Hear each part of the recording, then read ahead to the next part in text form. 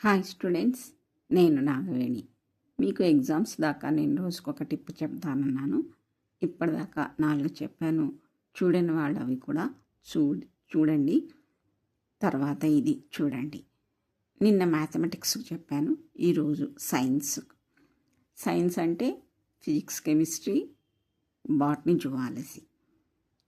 Physics, chemistry అయితే ఫిజిక్స్లో మీకు ఉండే చాప్టర్ వైజ్ ఫార్ములాసు, ఏదైనా చిన్న చిన్న డయాగ్రామ్స్ ఉంటే వాటినన్నిటినీ ఒకవైపు రాసుకోండి.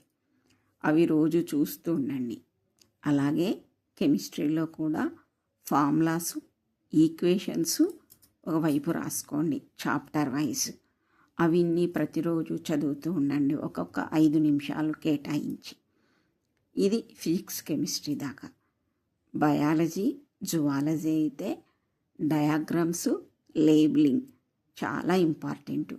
డయాగ్రామ్స్ ఒక చాప్టర్ వైజు బహుశా ఉంటే ఒక్కొక్క చాప్టర్కి ఒక్కొక్కటి ఉంటుంది.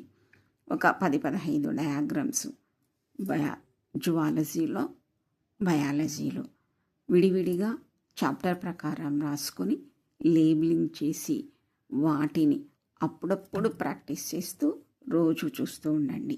మన మెదడుకు ఫోటోగ్రాఫిక్ మెమరీ ఉంటుంది, ఫొటోస్ని బాగా గుర్తుపెట్టుకుంటుంది.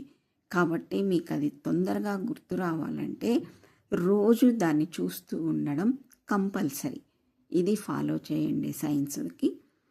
నా ఛానల్ని సబ్స్క్రైబ్ చేయండి. ఇంకా ఏదైనా డౌట్ ఉంటే కామెంట్ చేయండి. Thank you so much.